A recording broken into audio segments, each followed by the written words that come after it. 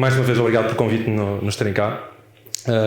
Daniel Custódio, Daniel Duarte, Senior Manager na Deloitte, ambos somos do Norte, por isso se houver aqui alguma palavra que não seja tão bem pronunciada como devia ser corretamente, avisem-nos, por favor. O nosso objetivo aqui é trazer, se calhar, um use case menos tradicional.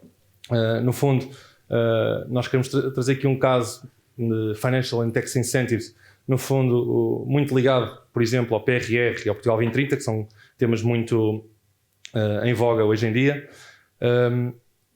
O nosso objetivo é mostrar que nós já tivemos um caminho até chegar ao ponto antes do GenAI, ok? Esta iniciativa não nasce com o GenAI, mas o GenAI abre aqui um novo passo que é possível dar com esta tecnologia. Antes de continuarmos, só uma nota. Este é um de vários use cases que nós estamos a trabalhar.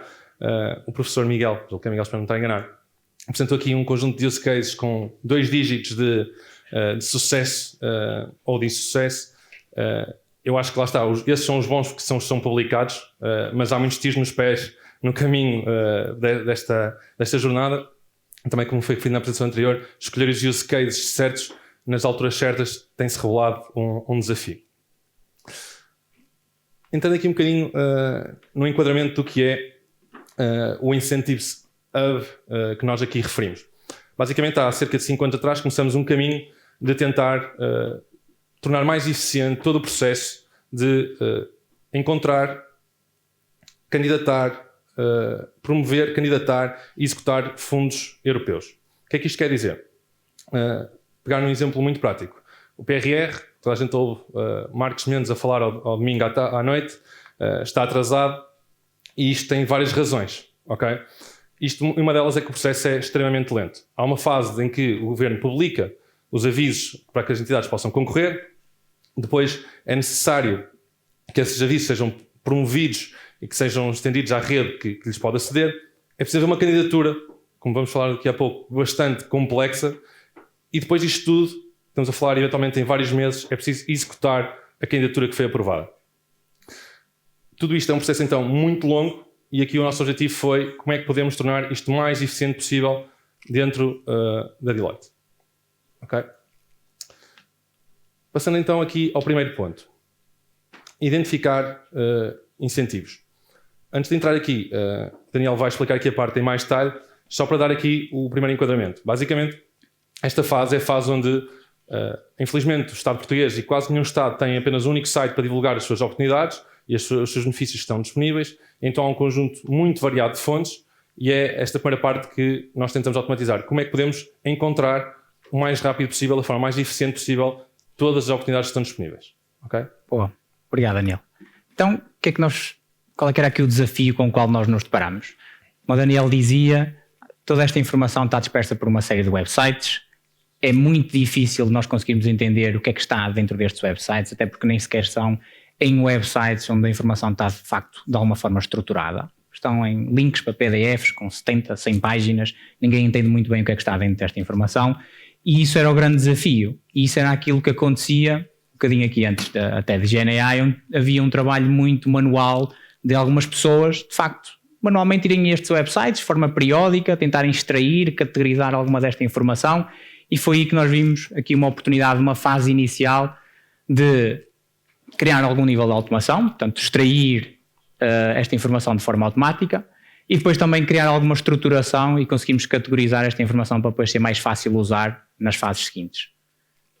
Deixa eu passar. Portanto, o que é que nós fizemos do ponto de vista um bocadinho técnico para acelerar esta parte inicial de identificação?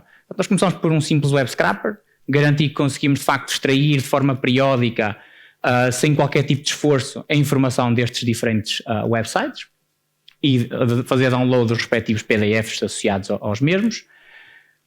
Tiramos aqui partido de um algoritmo da NLP para detectar grande parte daquilo que era a informação que nós queríamos extrair destes documentos, mas depois temos que fazer, e agora com os Large Language Models, com o ChatGPT e com os diferentes grandes modelos de linguagem natural, nós tiramos partido desta tecnologia para identificar alguns tipos de critérios e informação que é super relevante, mas que era difícil de conseguirmos extrair.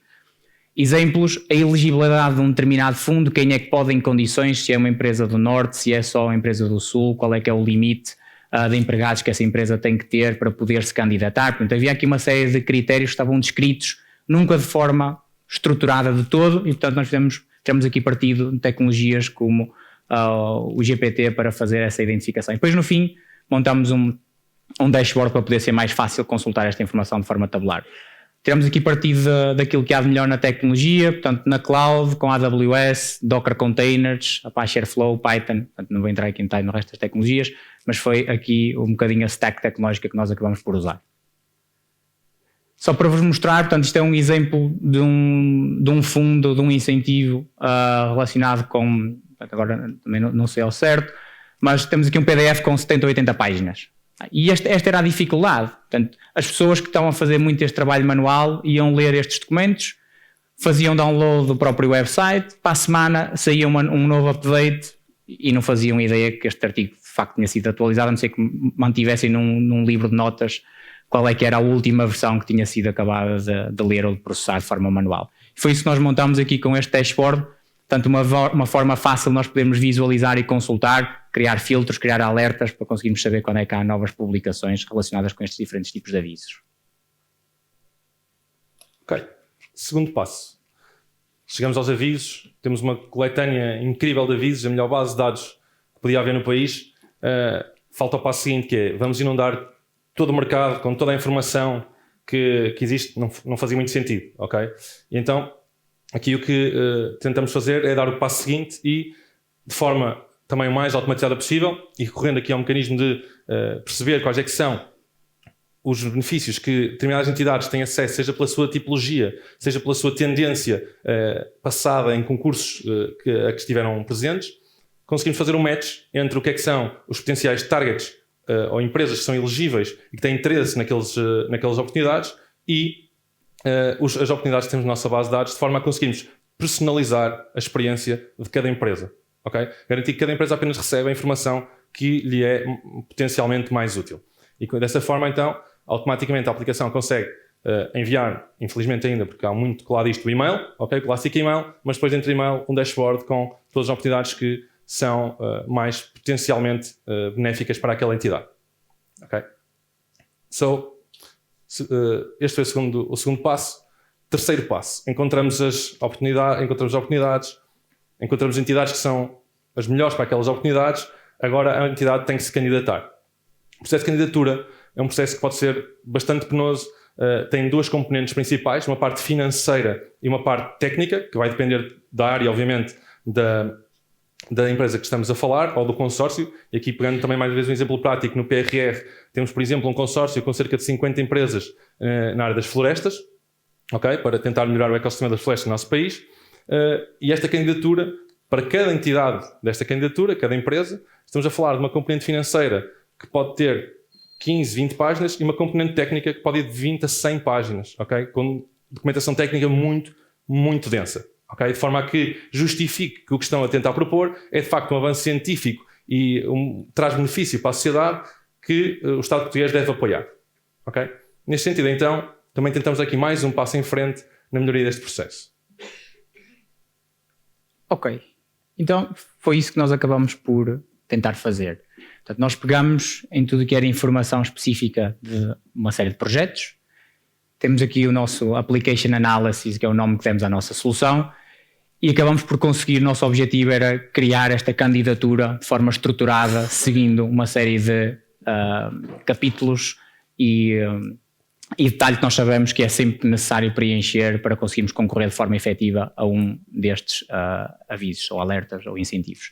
Portanto, nada melhor do que tirar partido da tecnologia como Generative AI para gerar conteúdo e para nos ajudar, com base em conhecimento que nós temos e que nós alimentamos com recurso a uma técnica denominada de Retrieval Augmented Generation, como parte da solução que nós montamos aqui. Vamos avançar. Portanto, foi isso que nós fizemos.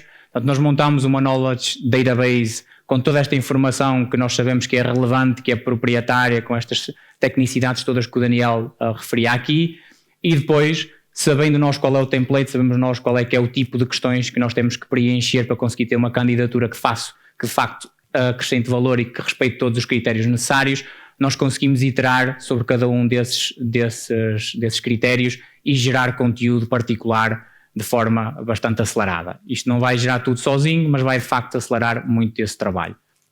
Portanto, como é que nós fizemos na nossa solução?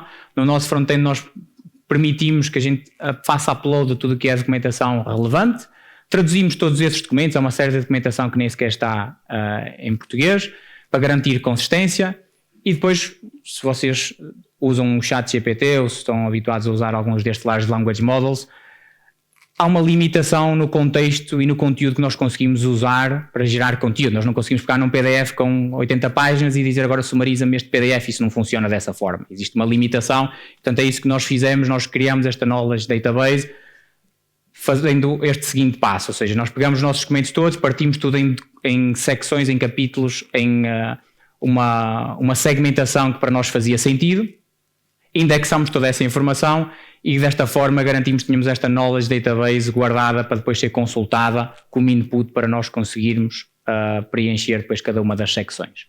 Isto leva-nos ao passo seguinte, onde, Daniel, se puder só avançar, onde nós então na nossa aplicação conseguimos de facto escolher cada um dos campos, cada uma das secções de acordo com o tipo de incentivo que nós estamos a concorrer. Vamos à nossa base de dados proprietária consultar essa informação, consultar aquilo que de mais relevante tem para este tipo de candidatura. Okay. Propomos uma resposta para uma determinada secção, permitimos aos utilizadores iterarem, refinarem, e isto dá aqui uma grande aceleração porque tem logo um draft, tem logo um template, um arranque para a nossa candidatura, e no fim compilamos tudo no documento de forma a ser fácil de apresentar e depois termos o documento final produzido. Do ponto de vista de arquitetura cloud, só para também dar aqui uma ideia do que nós fizemos, portanto, grande parte da solução está em AWS, portanto isto é a arquitetura que nós montamos para criar a nossa knowledge base, grande parte da solução está em AWS, como eu dizia, mas usamos Azure Cloud para tirar partido de alguns serviços, como a Azure Cognitive Search e o tradutor para facilitar aqueles steps que eu referia ainda há bocadinho, e claro, a Azure OpenAI para conseguirmos gerar as nossas respostas.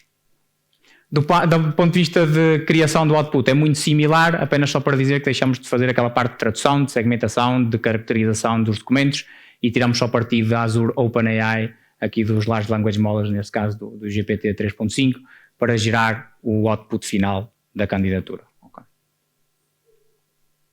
Ok. Temos a nossa candidatura aprovada, é hora de pedir o dinheiro. Ok? Executar de facto aquilo que foi aprovado.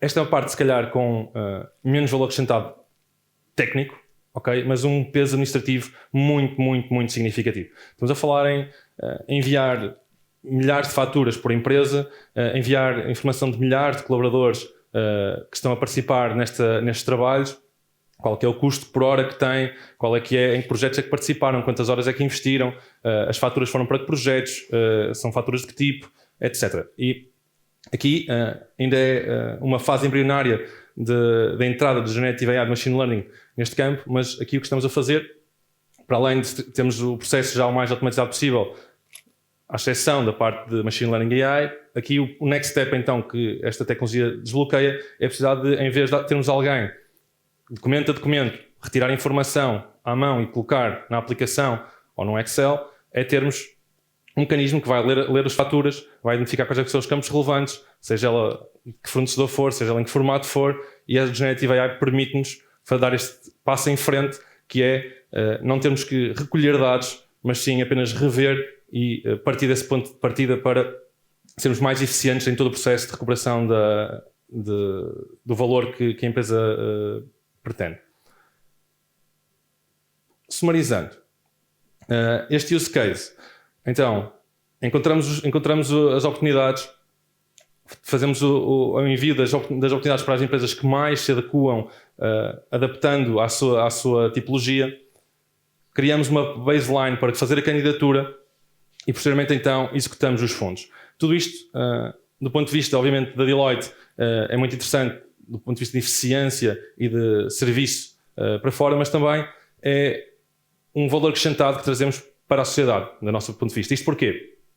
Se formos mais rápidos, a identificar os avisos, se as empresas forem mais rápidas a candidatar-se, se executarem os fundos mais rápido, é dinheiro que mais rapidamente entra na economia. Okay? Estamos a falar de eventualmente reduzir um timeline de um ano e meio para recuperar fundos para 6 ou 3 meses. Okay? Estamos a falar de muitos milhões de euros que podem contribuir para a inovação e para o avanço da economia em Portugal.